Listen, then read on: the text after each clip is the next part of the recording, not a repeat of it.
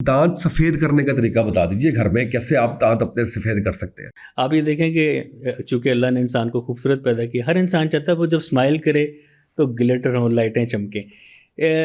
گھر میں اگر آپ دانت صاف کرنا چاہتے ہیں تو اس چیز کو روٹین مت بنائیے، ہفتے میں 1 یا 2 دفعہ کرنا ہے کہ 2 حصے پانی اور 1 حصہ بیکنگ سوڈا، وہ جو گھروں میں کھانے پکانے کے لیے اس کو آپ برش گیلا کر کے میڈیم برش سے یا سافٹ برش سے ہاتھ پہ لے کے اس کو دائروں کی شکل میں آپ اس کو، جیسے آپ گاڑی کو کمپاؤنڈ پالش نہیں کرتے، اس سے آپ نے ہلکا ہلکا کرنا ہے. اس سے آپ کے دانت 2 سے 3 ہفتوں میں مناسب حد تک سفید ہو جاتے ہیں.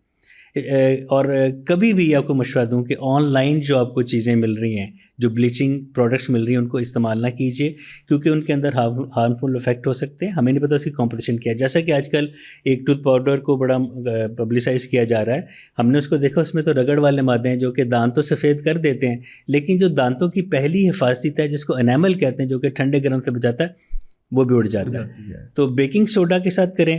آج سے پہلے سنا تھا ہمارے بڑے کہتے تھے کہ بادام کے چھلکے جلا کے پیس کے کریں، اس پہ نہ جائیے گا، اس سے بھی دانت گھستے ہیں.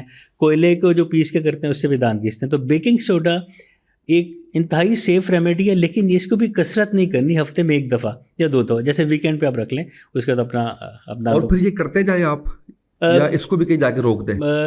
مہر روک دینا چاہیے. یعنی اس کی میرا خیال ہے ڈوریشن کم کر لیں، یعنی ہفتے میں پہلے آپ کر رہے ہیں 1 دفعہ، اس کے بعد آپ 15 دن، پھر آپ مہینے، اس طرح کر کے فریکوینسی کم کر لیں، فریکوینسی اس کی کر دیں. اچھا، یہاں پہ ایک اور بڑا اہم سوال پیدا ہوتا ہے کہ دانت نیچرلی سفید ہوتے ہیں یا نہیں ہوتے، کیونکہ بہت سے لوگ کہتے ہیں جی بالکل ان کو جو ہے نا وہ آپ دودھیا سفید کر دیجیے. میری ایک دفعہ آپ سے بات ہو رہی تھی تو آپ نے کہا تھا میں کر دیتا ہوں، لیکن اس میں یہ ہے کہ وہ نیچرل نہیں ہوتے، ہلکی پلاہٹ دانتوں کے اندر ہوتی ہے. دیکھیں، وقت کے ساتھ ساتھ دانت ہلکے ہلکے پیلے ہوتے ہیں اور وہ اچھے لگتے ہیں. آپ بہت زیادہ وائٹ کر لیں گے، پیپر وائٹ کر لیں گے، ملک وائٹ کر لیں گے، تو وہ عام طور پہ جو ہمارے انسانوں میں ایک ریس ہے جس کو نیگروس کہتے ہیں، ان کے ہوتے ہیں، ان کو سوٹ کرتے ہیں. عام حالات میں آپ ہماری کھانے پینے کی عادات ایسی ہیں کہ ہلکے سے دانت پیلے ہو جاتے ہیں. 20-25 سال کی ایج کے بعد ہلکی سی پلاہٹ نیچرل لگتی ہے، اچھی لگتی ہے. جب پیشنٹ ہمارے پاس آ کے اپنی خواہش اظہار کرتے ہیں نا، پھر ہم ان کو بتاتے تھے کہ آپ کا جو فیشیل کمپلیکشن، آپ کے جو چہرے کی رنگت ہے اور آپ کا جو بلڈ ہے، اس کے مطابق آپ کو یہ سوٹ کرتا ہے. ہمارے پاس شیڈ گائیڈس ہوتی ہیں، ہم پیشنٹ کو میرر میں دکھاتے ہیں کہ دیکھیں یہ کتنا صحیح لگ رہا ہے، اور پیشنٹ ہماری بات مانتے ہیں، ہم اس کے مطابق کر دیتے ہیں. اگر تمہیں بلیچنگ جیل یا الٹرا وائلٹ بلیچنگ یا لیزر بلیچنگ کی ضرورت پڑے تو پھر ہم کرتے ہیں، ادروائز ہم اپنے ہی کلینک پہ اسکیلنگ اور پالشنگ کے تھرو ان کو مناسب حد تک کی وائٹنس لا دیتے ہیں. اچھا، یہ مجھے بتائیے گا، چائے کافی کے نقصانات تو بڑے ہوتے ہیں، فائدے بھی ہیں کوئی؟ بالکل ہیں. کافی جو میں بتا رہا ہوں، یہ خاص طور پہ بلیک کافی، یہ اینٹی بیکٹیریل ہے، اینٹی فنگل ہے، اور اگر مناسب حد تک پیا جائے اس کو تو منہ کے جراثیم کو ختم کرنے میں کافی اثر دیتی ہے. ٹھیک ہے، چائے کو میں اس لیے نہیں کہہ سکتا کہ چائے میں چینی اور دودھ بھی ہوتا ہے، اور بہت زیادہ چائے اور چینی اور دودھ استعمال کرنے سے آپ کا جو انسولین لیول ہے وہ ڈسٹرب ہو سکتا ہے. اب رہی بات کہ ان کے استعمال میں کیا اس کے نقصانات ہیں کہ کیا فائدے ہیں. فائدے میں نے بتا دیا. نقصانات یہ ہیں کہ منہ کو خشک کر سکتے ہیں، منہ سے بدبو آ سکتی ہے، دانتوں پہ سٹین پڑ سکتے ہیں اور پکے سٹین پڑ سکتے ہیں. تو بہتر یہ ہے کہ جب بھی آپ کافی یا چائے پئیں اس کے بعد یا تو پریشرائز قسم کی کلی کر لیں یا ٹوتھ برش کر لیں. بالکل صحیح ہے. اچھا، جو آپ منہ خشک ہونے کا بتا رہے تھے، اس کے لیے بھی یہی ہے کہ آپ پانی بار بار پئیں؟ پانی بار بار پئیں. دیکھیں، ہمارے منہ میں یہاں اور یہاں پہ تھوک پیدا کرنے والے غدود ہوتے ہیں جو کہ مسلسل تھوک پیدا کرتے ہیں.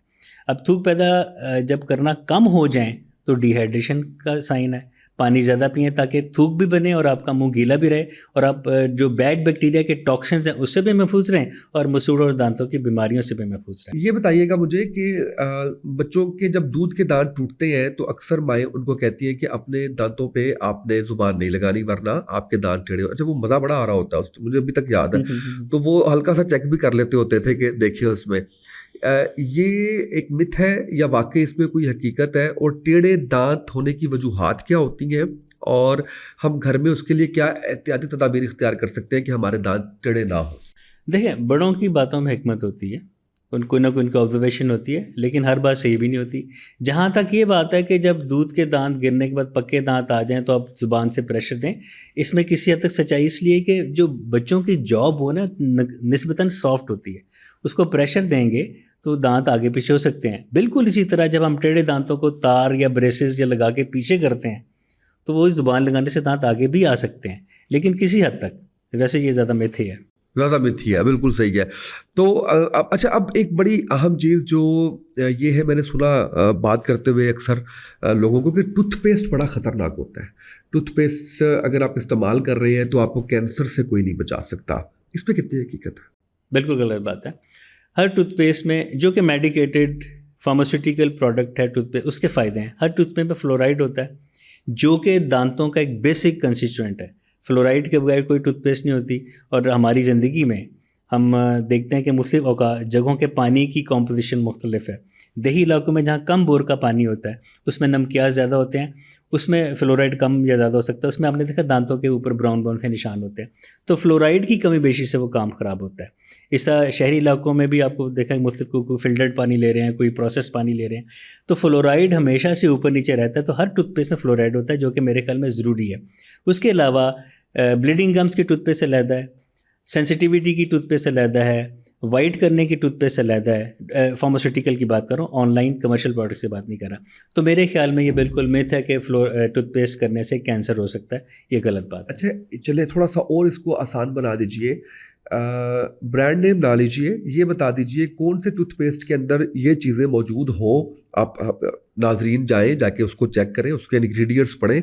आप बताइए कि ये इंग्रेडिएंट्स है, इस टूथपेस्ट को इस्तेमाल कीजिए। यूजुअली हर टूथपेस्ट पे इंग्रेडिएंट्स लिखे नहीं होते। ठीक है ना, ये हमें डॉक्टर्स को पता होता है कि इसके अंदर अगर लिखा हो तो सेट्रांशियम क्लोराइड की सेंसिटिविटी चले, होता आप है। टूथपेस्ट का नाम बता दें, क्या है? ब्रांडिंग हो जाएगी तो क्या है, लोगों को तो फायदा हो जाएगा। आमतौर पे जो कोलगेट है, उसकी मुख्तलिफ सीरीज़ हैं, उसमें मुख्तलिफ उसके कैटेगरीज़ हैं, वो सारी अच्छी हैं। जैसे पोटेशियम नाइट्रेट लिखा होगा तो वो ठंडे गर्म के लिए होगा, क्लोरहेक्सिडिन लिखा होगा तो वो रूटीन यूज़ के लिए, सेट्रांशियम क्लोराइड लिखा होगा तो अगेन ठंडे गर्म के लिए, ट्रानेदामिक एसिड लिखा होगा तो ब्लीडिंग गम्स के लिए।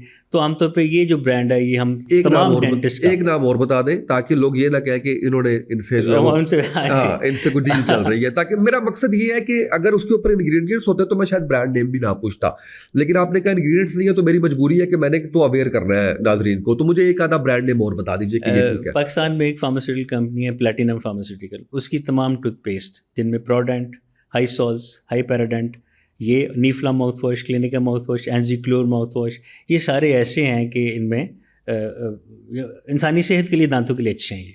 बिल्कुल सही है। अच्छा, अब ये जो पिछले दिनों बात चल रही थी कि जी इंजेक्शन लगवाएं और नए दांत आपके जो है वो उगाएंगे, इसमें कितनी हकीकत है? हकीकत इस हद तक है कि 2007 से ऑस्ट्रेलिया में इसके ऊपर रिसर्च चल रही है। देखें, इंसान हमेशा जिद्दत का मुतलाशी है। इंसानी जिस्म में दो प्रोटीन्स हैं, एक है BMP, बोन मॉर्फोजेनिक प्रोटीन, जो कि दांतों को उगाने में आपका हेल्प करती है। जब बच्चा 6 माह का होता है तो BMP एक्टिव होती है, दांत उगाते हैं। जब 6 साल का होता है तो BMP डाउन होती है और USG होती है, वो गिरा के तो परमानेंट दांत आने शुरू होते हैं। अब जब परमानेंट दांत एक दफ़ा गिर जाते हैं, इसका मतलब है कि BMP कम होगी, USAG1 ज़्यादा होगी। अब साइंटिस्ट इस बात में लगे हुए हैं कि हम कोई ऐसी प्रोटीन बनाएं जो कि दोबारा BMP को रेस करे और दांत दोबारा निकल आएँ। हज़रत आदम से लेके अब तक तो ऐसा पॉसिबल नहीं हो सका, लेकिन चूँकि रिसर्च चल रही है तो अभी तक उसमें इन्होंने चूहों पे कुछ एक्सपेरिमेंट्स किए हैं, जो कि को कामयाब हुआ नहीं हुआ ये बात की बात है। अभी तक इंसानों में दांत उग नहीं सके। हो सकता है हमारी आने वाली नस्लों तक ये बात सही हो जाए। लेकिन इसमें मैं एक बात सोच रहा था, मैं पिछले 28 साल से प्रैक्टिस कर रहा हूँ। हम एक दांत को नया लगाएं या उसके ऊपर क्राउन चढ़ाएं तो उसकी एडजस्टमेंट, दोनों जबड़ों की एडजस्टमेंट करने के लिए हमारी मत बच जाती है। हमारे लैब टेक्नीशियन बहुत मेहनत करते हैं, हम बहुत मेहनत करते हैं, मरीज़ के मुंह में लगाते हैं। मैं ये सोच रहा था, अगर दांत उग भी आए फॉर एग्जाम्पल उस इंजेक्शन से, तो उनकी आपस में सेटलमेंट कैसे होगी? क्योंकि दांत 1 मिलीमीटर भी ऊंचा हो तो आप मुंह बंद नहीं करते, सो नहीं सकते। हो सकता है फिर ऐसी जब दांत उग आएँ तो कुछ ऐसा भी सिलसिला हो कि उसकी ऑटो अलाइनमेंट हो जाए, उसकी सेटिंग ना करनी पड़े। लेकिन फ़िलहाल ये मुश्किल लग रहा है। मेरे ख्याल में इसको भी 10-15 साल 20 साल और शायद रिसर्च होगी और उसके बाद फिर, और ये ज़्यादा कॉस्टली भी बड़ा होगा। हम इसको मिथ तो नहीं कहते, रिसर्च तो चल रही है, लेकिन अभी तक कामयाब नहीं हो पाई है। और मेरे ख्याल में किसी चीज़ की पब्लिसिटी तब करनी चाहिए जब उसके फेयर ट्रायल सामने आ जाए।